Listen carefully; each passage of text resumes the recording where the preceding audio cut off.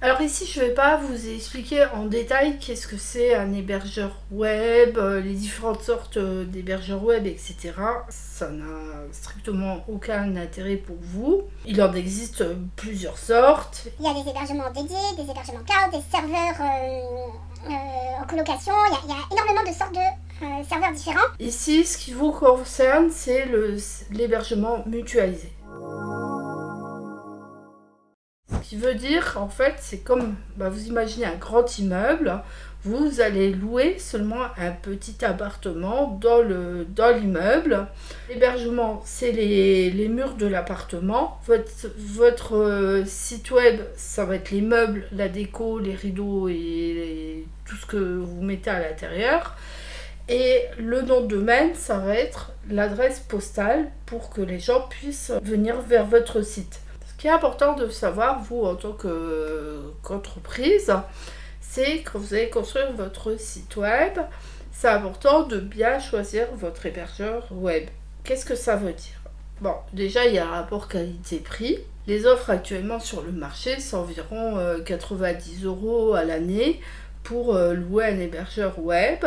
Ensuite, c'est important qu'il y ait pas de coupure de service, qu'il y ait un service client qui soit performant et rapide, et ensuite qu'il n'y ait pas beaucoup de temps de latence. C'est pour cette raison que c'est important d'avoir un hébergeur, si vous êtes situé évidemment en France, d'avoir un hébergeur web qui soit en France, soit en Suisse. Pourquoi? Parce que plus le serveur il est loin, plus le temps de latence il va être long et ça va compliquer les choses. Donc voilà, là où vous êtes, vous choisissez un serveur qui est dans votre zone. Donc actuellement sur le marché, on est en 2024, il y a deux gros leaders sur le marché actuellement, c'est O2Switch et Hostinger. Les deux sont équivalents au niveau des performances. Alors moi au-dessus je l'utilise personnellement pour mon ancien site. Jusqu'à maintenant ça s'est bien passé, pas trop cher, je crois que c'est 100 €. Moi je suis en auto-entreprise donc je calcule en TTC, pour moi c'est 100 € à l'année. L'avantage c'est qu'ils offrent le nom de domaine la première année. En général c'est un petit peu la norme. La première année, ils vous offrent le nom de domaine. L'avantage indéniable de Hostinger, c'est qu'ils ne fournissent pas uniquement l'hébergement de site web. Et bon, évidemment, ils vous fournissent le nom de domaine. Mais en plus, ils ont un constructeur de site web. Donc ça, vraiment, si maintenant vous n'avez pas encore de site web, allez voir de leur côté. Parce que franchement, ça m'a l'air vraiment hyper intéressant. Pour ceux qui ont un site fait avec Google Sites, ici vous n'êtes pas concerné par cette vidéo parce que tout simplement votre site il va être hébergé dans le cloud de Google. En fait c'est plein de petits serveurs qui se relaient les uns les autres pour pouvoir maintenir votre site en service. Et en fait, vous, maintenant, si vous faites un site, alors c'est entièrement gratuit, mais par contre, vous aurez besoin du nom de domaine.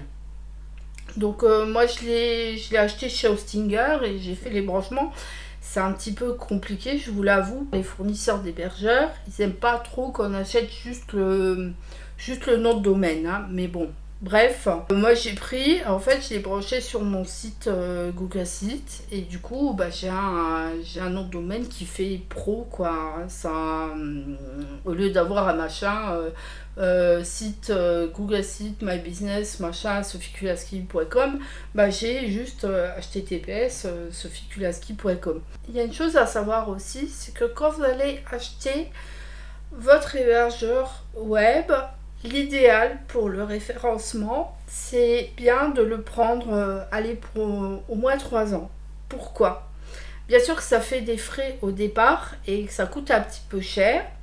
À savoir que si vous prenez pour longtemps chez Hostinger, le tarif il est un petit peu dégressif. Ça va envoyer à Google un signal pour dire que voilà, moi je suis quelqu'un qui est sérieux, qui va m'investir pour longtemps. Donc ça peut vous faire gagner quelques points de référencement et vous faire passer devant des sites qui eux payent pour un an, qui payent leur hébergement. Ça je l'ai appris il n'y a pas longtemps en fait. Donc ça, je tenais à à le partager avec vous. J'espère que cette vidéo a été claire pour vous et vous a apporté des choses intéressantes dans le cadre de votre activité. N'hésitez pas à la gratifier d'un pouce bleu, ça fait toujours plaisir. Et moi, je vous propose de vous retrouver dans la prochaine vidéo où nous allons parler ensemble du référencement web, c'est-à-dire comment chercher des mots-clés pour réussir à apparaître dans les résultats de recherche de Google dans le cadre de votre secteur et de votre zone de chalandise. A tout de suite dans la prochaine vidéo.